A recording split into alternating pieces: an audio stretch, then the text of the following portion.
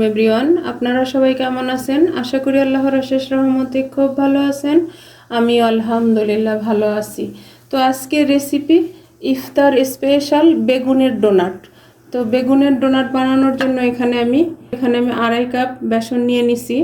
এখানে আমি একটু বেশি করে গুলে নিতেছি একসাথে, যেহেতু আমার আরও ভাজা করা ইফতারের জন্য আছে, এর জন্যে। তো প্রথমে দিয়ে দিব আমি স্বাদ মতো লবণ। আর আজকের এই রেসিপিটাতে আমি কোনো রকম বেকিং পাউডার, বেকিং সোডা কিছুই ব্যবহার করব না। স্বাদ মতো লবণটা দিয়ে দিলাম। আর ফুড কালারও ব্যবহার করব না। হাফ চা চামচ দিলাম মরিচ গুঁড়া, হাফ চা চামচ দিলাম হলুদ গুঁড়া, আর হাফ চা চামচ দিব জিরা গুঁড়া। এই জিরা গুঁড়ার ফ্লেভারটা অনেক সুন্দর আসে বেগুনের ডোনাটে। এখন দিব 1 চামচের 4/1 ভাগ বিট লবণ দিয়ে এখন ভালোভাবে মিশাই নিব। মেশানো হয়ে গেল। এখন এখানে দিয়ে দিব আমি 1 চামচ ধনেপাতা কুচি, একেবারে মিহি কুচি করে নিছি। আর এই বেসনটাতে বেকিং সোডা, বেকিং পাউডার ছাড়া কিভাবে ফুলকো হবে, এটা যদি ভালোভাবে একটু ফেটাই নেন আর একটু রেস্টে রাখেন, তাহলে কিন্তু আমাদেরকে আর বেকিং সোডা বা বেকিং পাউডার কিছুই দিতে হয় না। এখন একটু একটু করে পানি দিব আর এটাকে গোলাই নিব। যে ডোনাটের জন্য আমার বেসনটাকে আমি গোলাই নিলাম। এখন এই পর্যায়ে দিব আমি 2 চামচ টমেটো সস। আর যখন এটা বানাবেন তখন টমেটো সসটা দিতে চেষ্টা করবেন, তাহলে এটার টেস্ট যে কত টেস্টি হয় তাহলে বুঝতে পারবেন। এখন এটাকেও আমি মিশাই নিব। আর আজকের এই বেগুনের ডোনাট যদি আপনাদের একটু ভালো লাগে তাহলে আমার চ্যানেলটাকে সাবস্ক্রাইব করবেন, লাইক করবেন, শেয়ার করবেন এবং কমেন্টস করবেন। এখন এটাকে আমি সাইডে রেখে প্রথমে চুলায় তেলটা গরম হতে দিয়ে দিব। যে ভাজার জন্য আমি একটা ফ্রাই প্যান বসাই দিছি আর এখন তেলটা দিয়ে দিব।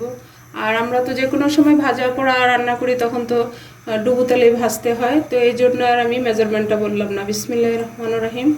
চুলার আঁচটা একেবারে লো করে দিব, দিয়ে এদিকে আমার তেলটা গরম হতে হতে আমি বেগুনটা রেডি করে নিব। এই যে এখন একটা বোর্ড নিয়ে নিলাম।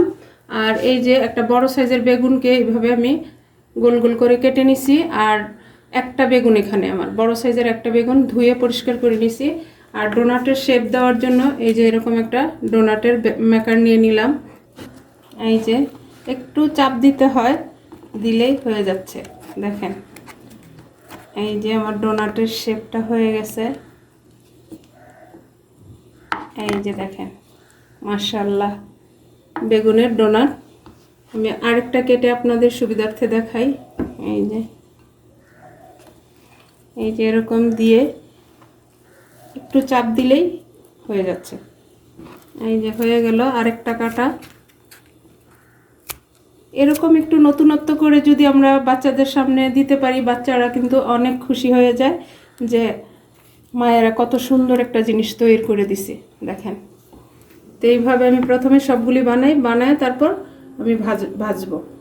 বেগুনের ডোনাটগুলি বানাই নিলাম, এখন আমি ভাজা শুরু করব।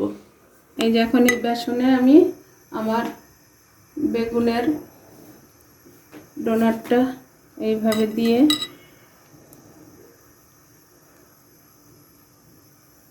এই যে দিয়ে দিব। বিসমিল্লাহির রহমানির রহিম। দেখেন মাশাআল্লাহ মাশাআল্লাহ। এই যে আবার দিয়ে দিলাম। একেবারে সহজ, কিন্তু একটু অন্যরকম হইল না। এই যে দেখেন মাশাআল্লাহ মাশাআল্লাহ। এইভাবে এখন বেসনে দিয়ে আমি সবগুলি ভাজবো।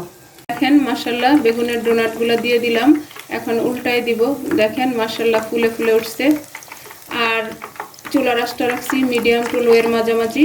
চুলার আঁচটা মিডিয়াম টু লোয়ের মাঝামাঝি রেখে উল্টে পাল্টে মুচমুচে করে ভেজে নিব। এই যে দেখেন মাশাআল্লাহ আমার বেগুনের ডোনাটগুলো হয়ে গেল। দেখতেও কিন্তু মাশাআল্লাহ অনেক সুন্দর হয়েছে। এখন আমি নামাই নিব।